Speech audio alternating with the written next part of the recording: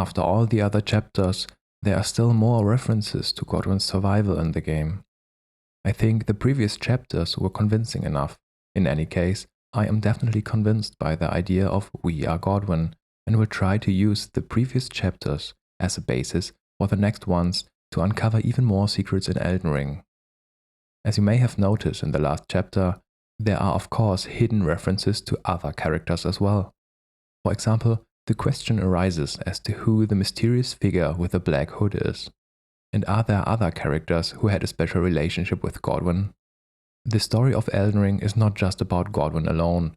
This is one of the reasons why it is now becoming difficult to interpret the remaining clues correctly. So far, we have only dealt with Godwyn and not with the other characters associated with him. In this chapter, I would like to take a closer look at the catacombs in the Land of Shadow with you.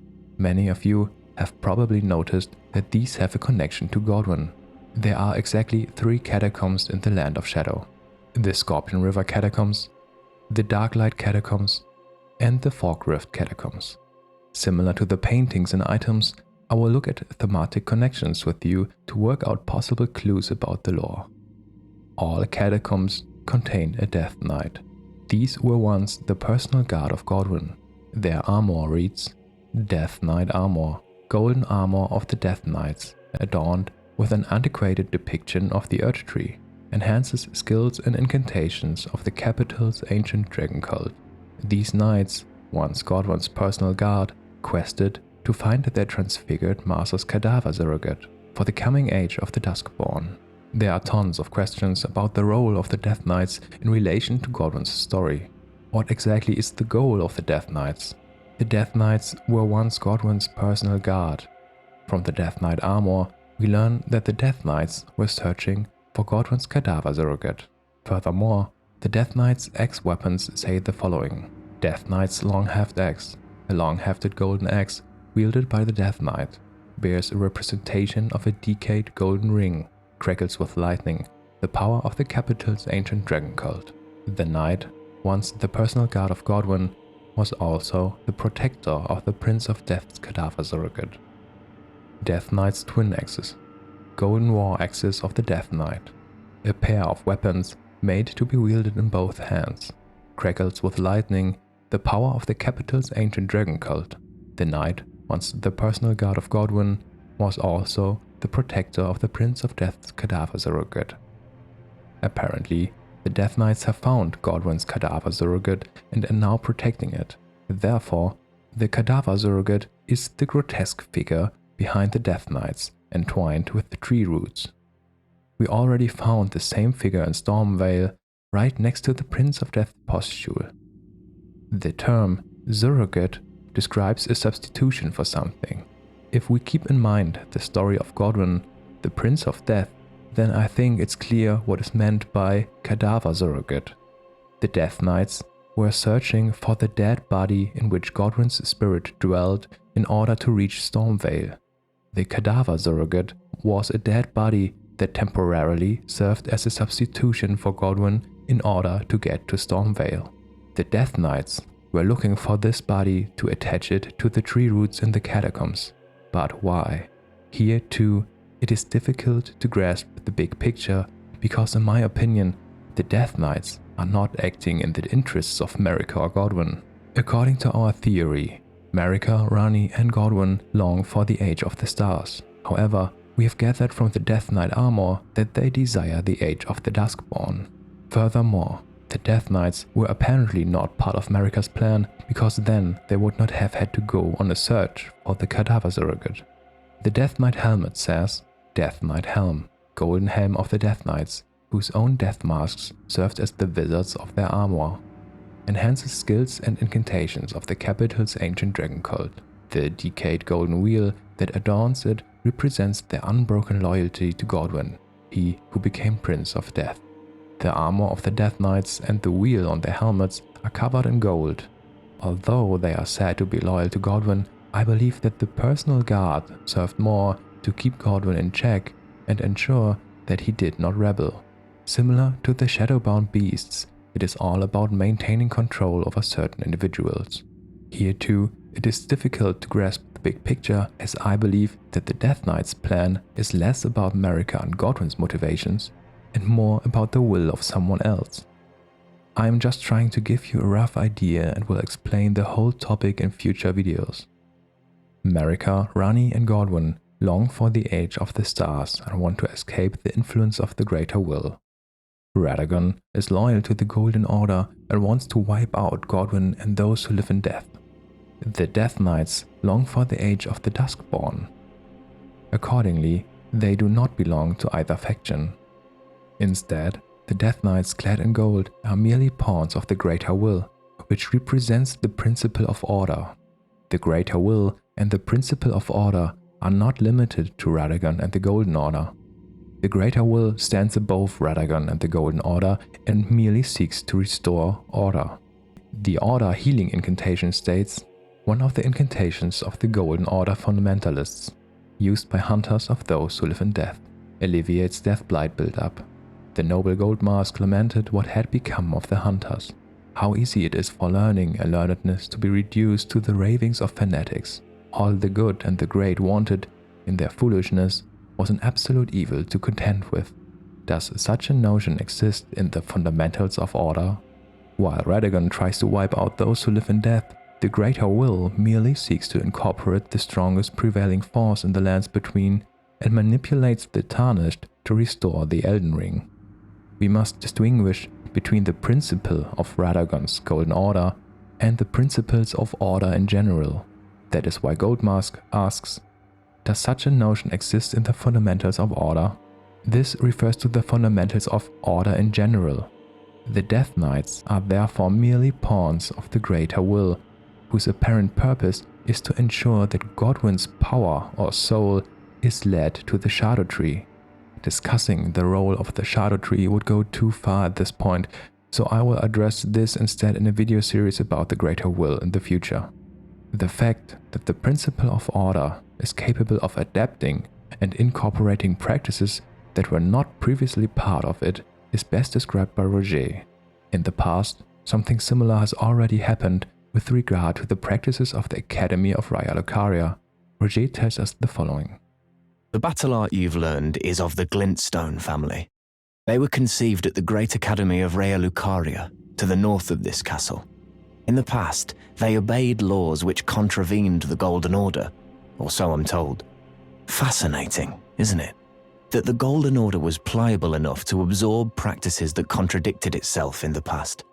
With the Order broken, twisted, and in need of repair, such adaptability is more important now than ever. Radagon is merely a leal hound of the Golden Order and the Greater Will. Ultimately, the Greater Will does not care about Radagon, but only about the Elden Ring's dominance. In the future, I will produce a video series about the Greater Will and the Elden Beast, but I hope I have already given you an idea of where the Death Knights fit into the bigger picture. We'll have to put the lore surrounding the Death Knights and the Greater Will aside for now.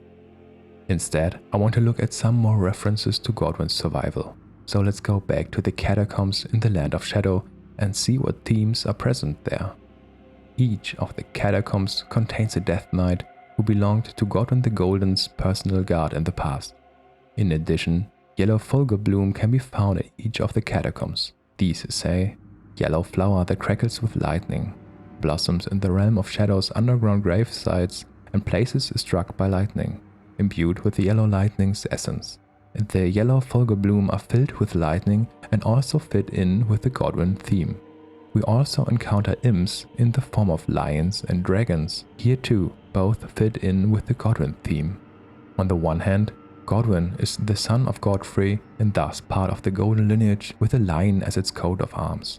And on the other hand, Godwyn has had close connections to dragons such as Vorticex. We can therefore definitely see that the Catacombs in the Land of Shadow are thematically completely centered around Godwyn. Here too, small references to Godwyn's survival can be found. In the imp head lion it says, head covering made from the largely unaltered head of an impish golem. Resembling a lion in appearance, life force faintly clings to it. A lion clinging to its life force. A small reference to Godwyn who, as the Prince of Death, also clings to his life force. The Catacombs as a whole, with their names, also form references. Looking at them on the map, we can see that two catacombs are closer together on the map. The Scorpion River Catacombs and the Fork Rift Catacombs are not only closer together, but these are also the two that contain living Death Knights. The Darklight Catacombs, on the other hand, are located far away from the other two, at the end of the Recluse's River next to a waterfall. They contain only the corpse of a Death Knight. The following references are hidden behind these. The Scorpion River Catacombs contain the terms Scorpion and River in their name. We associate the term Scorpion with the events of the Night of the Black Knives, and the term River can best be associated with the Eternal Cities and the Nox, as they have a close connection to rivers. The Scorpion River Catacombs with their name therefore refer to the events of the Night of the Black Knives. The Fork Rift Catacombs contain the term Fork Rift in their name. I think this is an allusion to Godwyn's survival and resurrection, because when we are resurrected, we are told, "Cross the fork to the lands between." And when we are resurrected, that is exactly what we do. We go through a fork rift, which apparently symbolizes reawakening.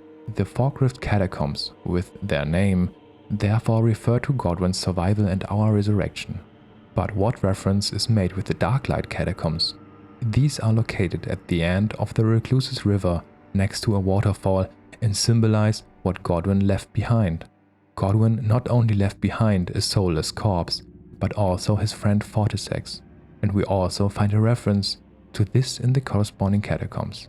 On the one hand, we find the big mouth imp ashes there. These say, "The spirit of this old imp, said to be fashioned after a dragon, has a big mouth that serves as a cannon and allows it to fire shells from the rear of the battlefield." This makes it clear that the big mouth imps are depicting dragons. It also contains a small reference to Fortisex, who is still fighting from afar in Godwyn's corpse to prevent the power of the Rune of Death from spreading, thus making his contribution. Furthermore, it is in the Darklight Catacombs where a giant big mouth imp can be found. It drops the following item: Great Ghost Glove Ward, given in tribute to those who died the most glorious of deaths in the hope their stories would become legend. The large imp in the shape of a dragon, which drops the Great Ghost Glove Ward, is a reference to the great sacrifice Fortisex was willing to make to ensure Godwyn's survival. Another possible reference could be the roof found directly next to the Death Knight's corpse. Roofs have the symbolic meaning of protection. We ultimately conclude that the two closely located catacombs, the Scorpion River Catacombs and the Fork Rift Catacombs, contain allusions to the Night of the Black Knives and Godwyn's survival, while the Darklight Catacombs contain references to Fortisex's sacrifice and Godwyn's abandoned corpse. In the end, there's another theme that appears to be related to the catacombs and possibly Godwyn. In the Scorpion River Catacombs, we find the spirit ashes of Black Knight Captain Hu, and in the Fork Rift Catacombs, we find the spirit ashes of Black Knight Commander Andreas. In the two catacombs that reference Godwyn's survival, we find the spirit ashes of a father and his son. In addition, the catacombs sorcerers hold a child to their chest. This could also be a reference to a father and his son. And last but not least, between the Scorpion River Catacombs and the Fork Rift Catacombs, there is a divine beast dancing lion that uses Deathblight in battle, alongside a divine beast dancing lion in Ballarat that does not. We have two divine beast dancing lions, one of which uses Deathblight. We have two spirit ashes in the catacombs, representing a father and son. And we have catacombs sorcerers who may also represent a father and son. Why is this father and son theme so present near the Godwyn-themed catacombs? The Night of the Black Knives took place during Radagon's time as Elden Lord, and Godfrey had already been banished and sent into exile. Could it still be that even Godfrey had something to do with Godwyn's survival?